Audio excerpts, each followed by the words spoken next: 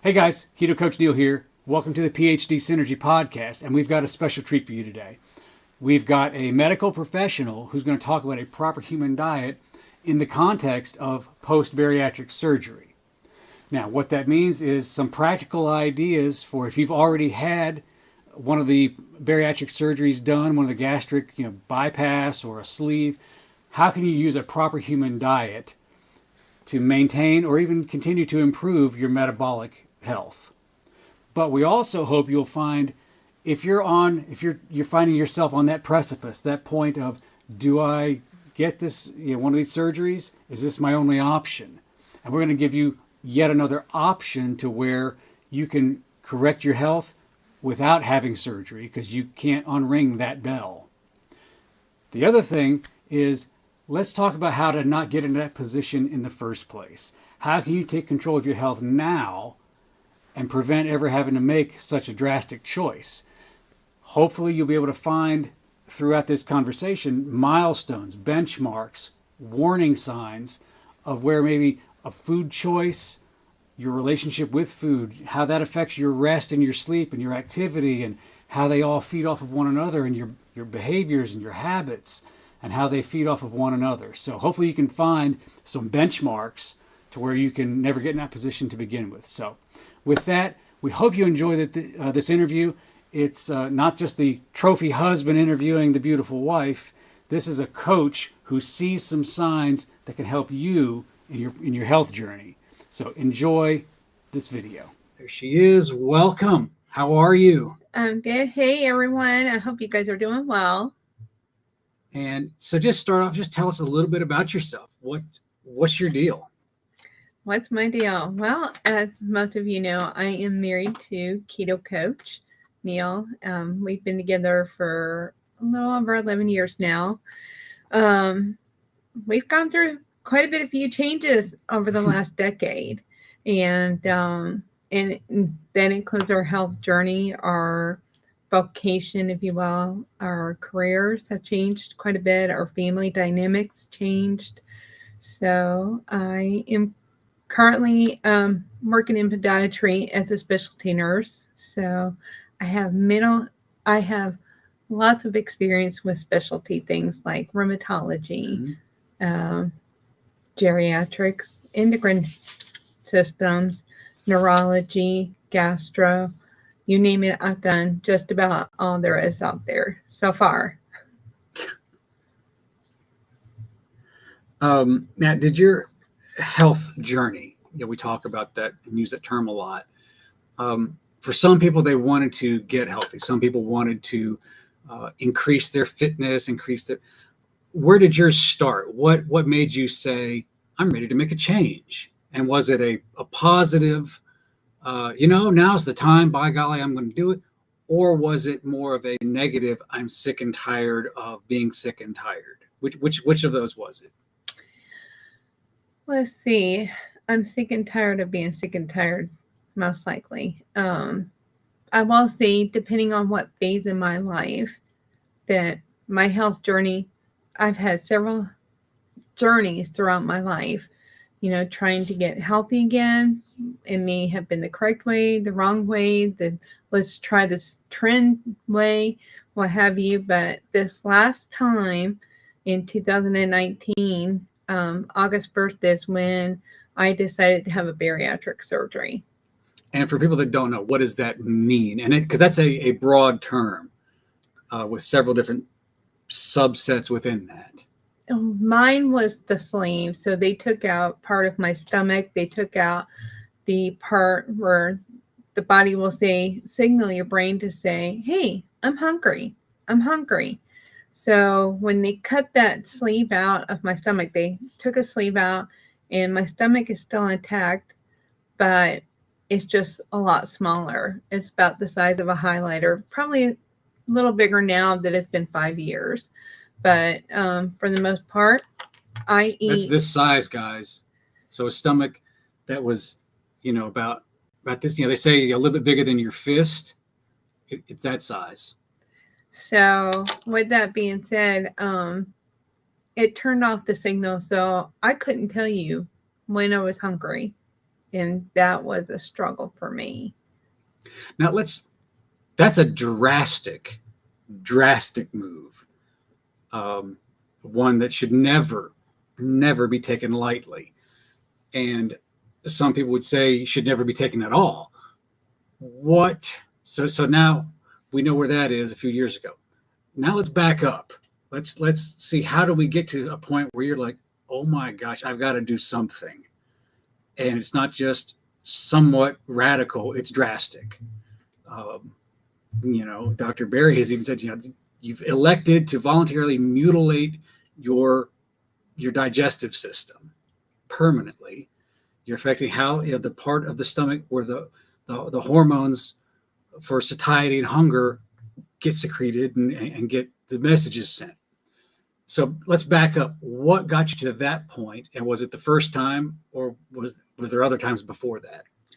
I actually was looking at having the bariatric surgery in the early 2002.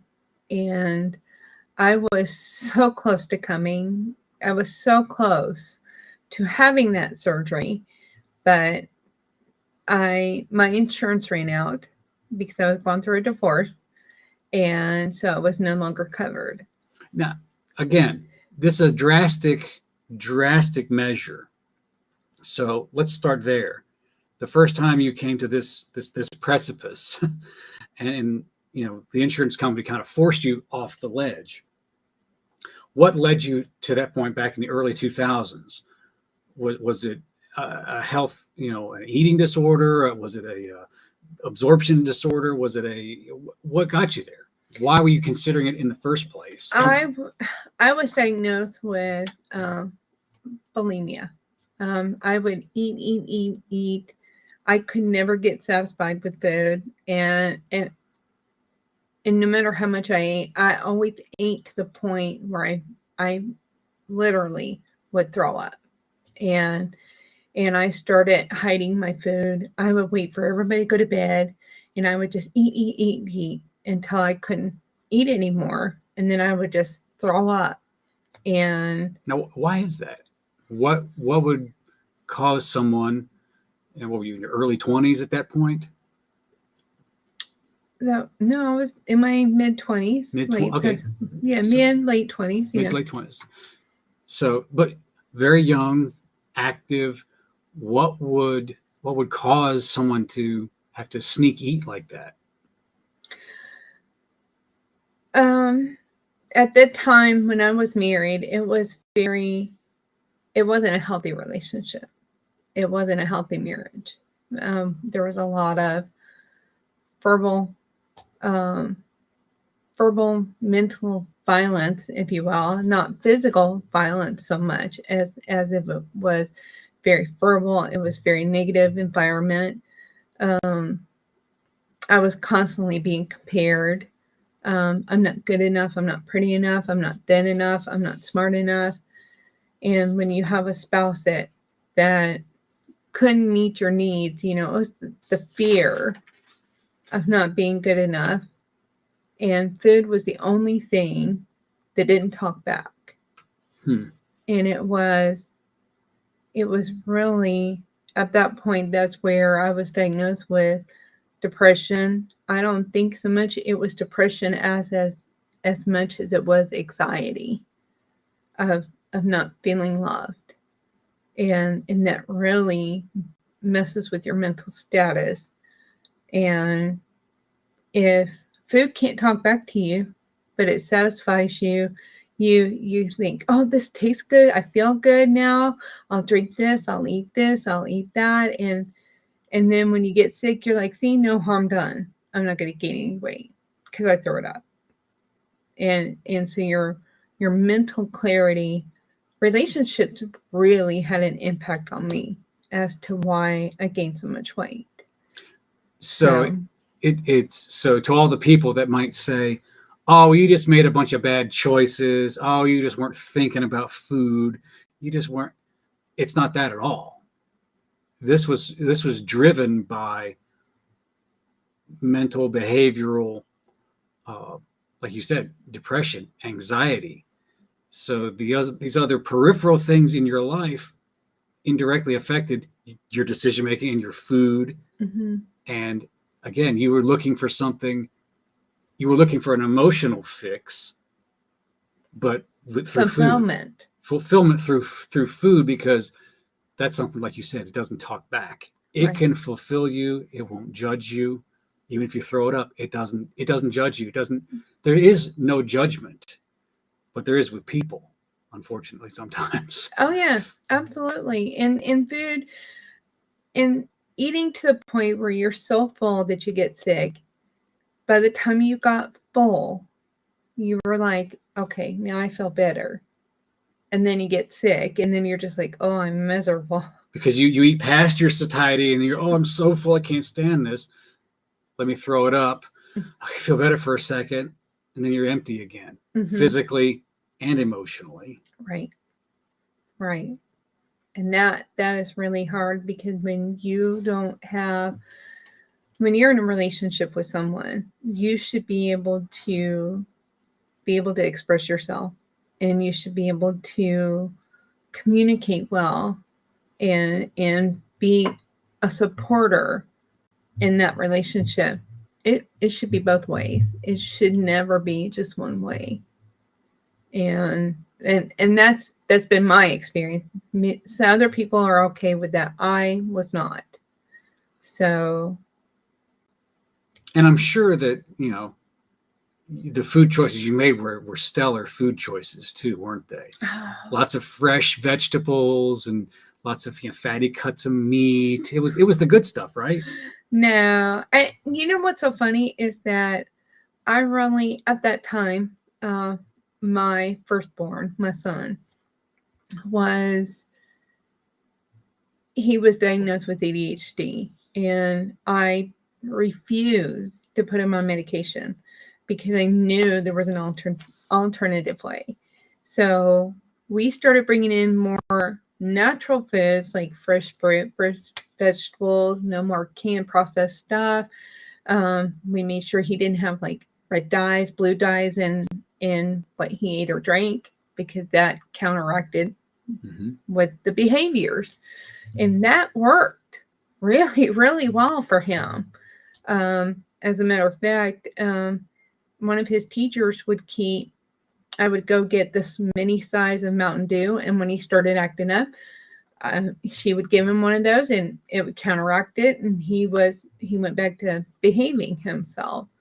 So I was just trying to do the right thing. Now, would I give him Mountain Dew now? Absolutely not. But I did what I was trying to do, the best thing. I was trying to do the nutritional plate, the vegetables, the starch, the fats, the meat, the lean meats, the healthy fruits and vegetables, and because that's what all the experts were telling you. Mm-hmm.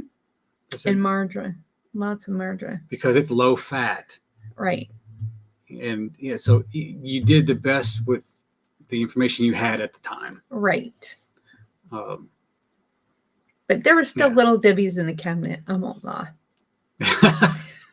Honesty, it's always good. And we talked about this before. One of the folks that we follow, a guy named Ben Azadi, he runs the Metabolic Freedom podcast and the Keto Camp Academy. He's got a really good book. But one of the things he says that has stuck with me for a long time is the idea. He says, you don't have a weight problem, you have a weight symptom. And this is a great example of that, where it wasn't a weight problem. The excessive eating, the binge eating, the sneak eating was a symptom of the depression, the anxiety, the emptiness that you were feeling. So again, it's always there's always another layer. Peel the onion back further. Don't worry about the oxalates. Just peel the onion back, and dig deeper, because there's something there.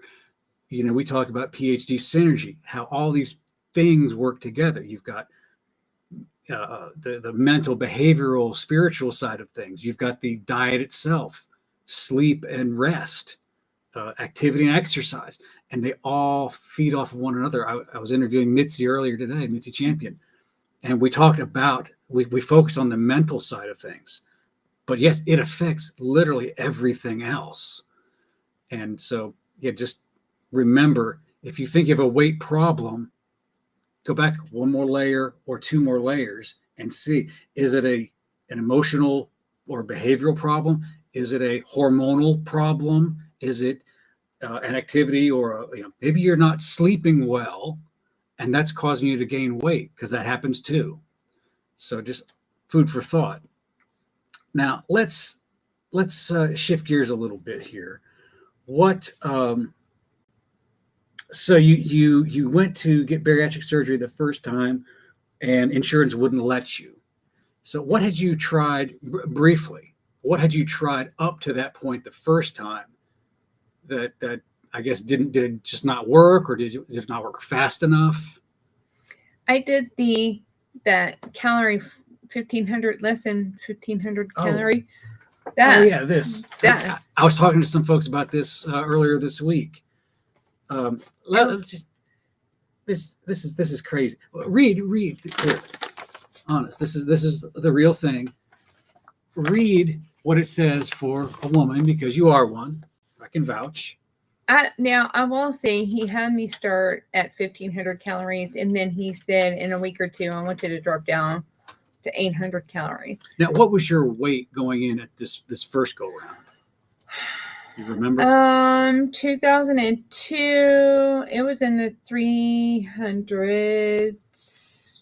Okay, so mid 300s maybe. So 350? Give or take.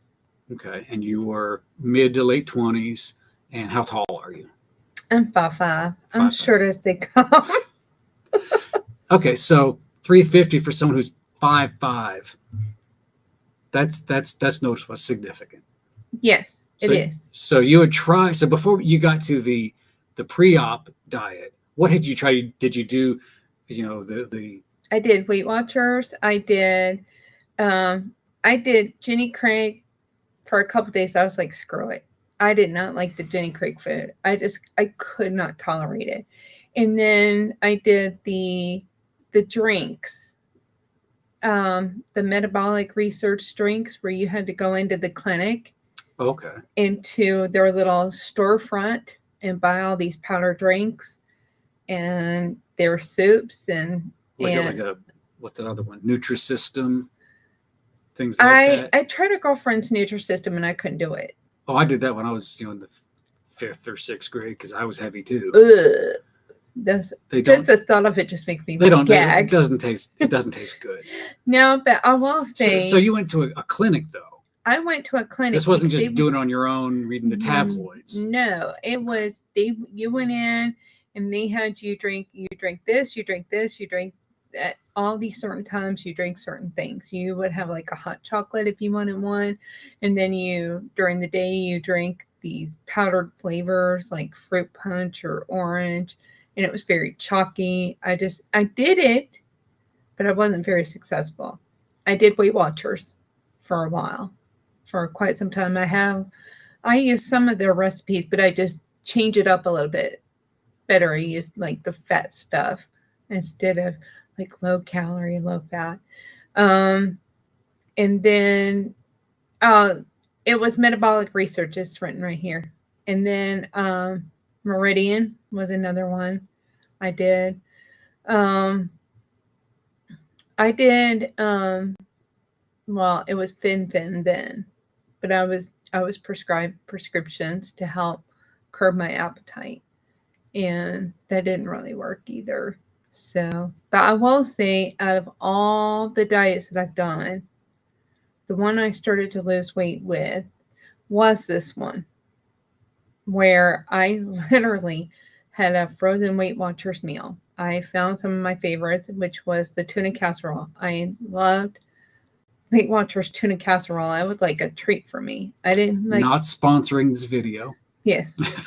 So, but and I liked their cabbage rolls that they had, and that was very short-lived. But anyway, I was successful as far as out of all the diets. I was successful in doing this. So when the insurance was kicked out. I continued this for a little bit longer, but then I went through a divorce, and of course I lost weight. You know, when you get divorced, you start finding yourself again, and you start taking care of yourself again. I got back into church, and things got better. Did I lose all the weight? No. I lost some, quite a bit, but so I'm glad I didn't do it then, because at that time it was there was very high risk. And one of the concerns I had about that surgery was they were going to put in a ring on my stomach. And I know my body. I do not do well with foreign objects inside my body due to history. My body has a reaction to it and starts fighting it like it is a foreign body that shouldn't. As it should. Right. But I knew, based on the history I had, I knew that was going to be a problem, but I didn't care. I didn't care. I just wanted to get the weight off. I wanted to look good. I wanted to feel better. And so the insurance didn't kick in, so I didn't get to do it. So that was the initial surgery was going to be the band. Mm-hmm. Okay. Which is more temporary. It's less permanent, but at some point they would have to go back in and take that out too. Yeah. So you're not just doing one surgery, you're doing multiples. Right. And because they were going to release the band, they were going to tighten it if they needed to, or release it. So it was a pretty, I mean, looking back now, knowing what I know, I'm so glad that God made it to where I couldn't get it. So that was saving grace for me. There's a thin thread that weaves this whole tapestry together. Yep. And you know, it's continue. So, but so you continue with this 800 calorie a day diet for how long? Gosh, it was a long time. I mean, you're not supposed to be on this diet forever. I just remember the doctor telling me, you know, just a few months. I can't remember if it was 3 to 6 months, but I want to say I was on it probably 9 months, but I started to notice that I was losing my hair. I started to notice that I had no energy. I was fatiguing.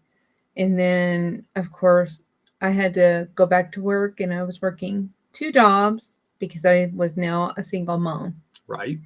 And so I started having to bring food back in the house, and I was like, I can't do these frozen meals anymore. I'm too tired. And with working 2 jobs, I was going from one job to the next, and I was shuffling the kids between their dad and their grandparents and my parents and myself. It was a lot of moving chaos. Parts. Yeah, it really was. So, but I did notice, and my teeth were more sensitive.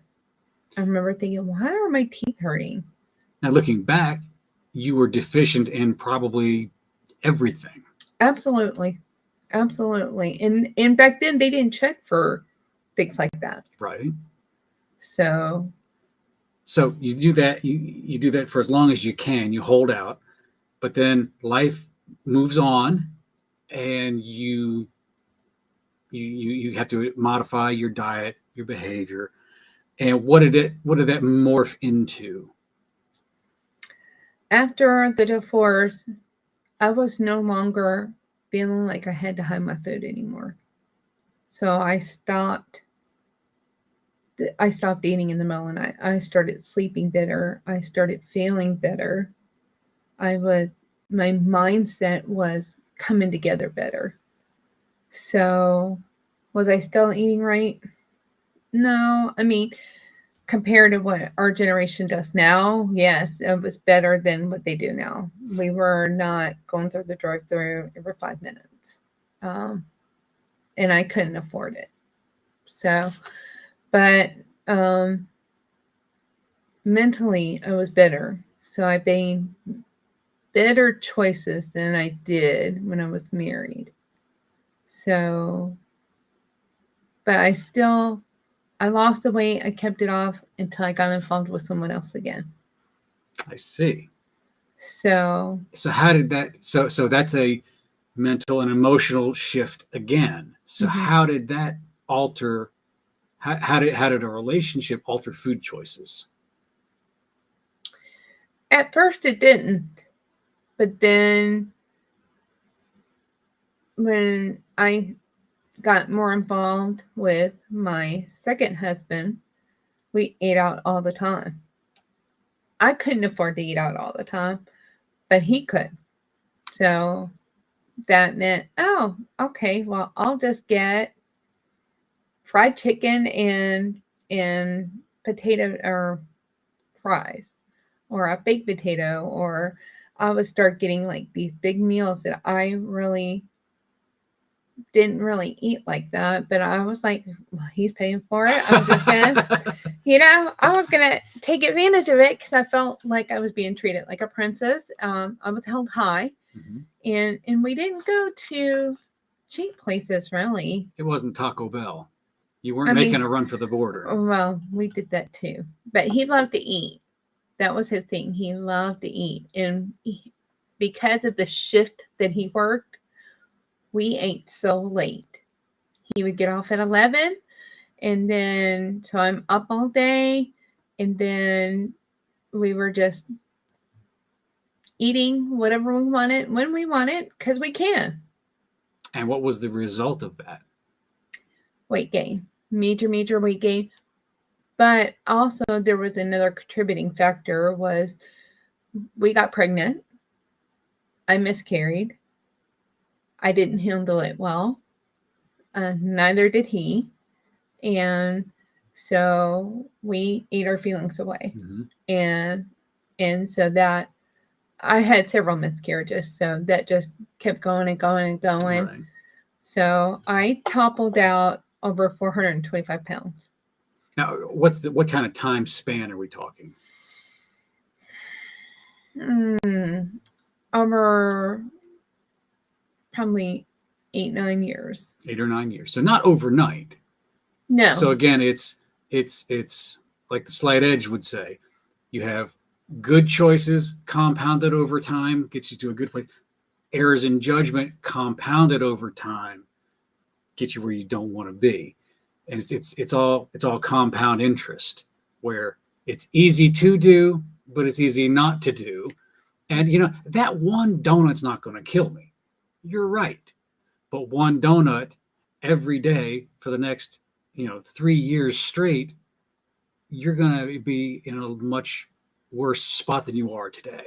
Absolutely. And it was so funny because I noticed the weight gain because when we got married, I was already fitted for a dress. It was already being made. And when it came to the States, it didn't fit anymore. So by the grace of God, my girlfriend had a friend who was a seamstress.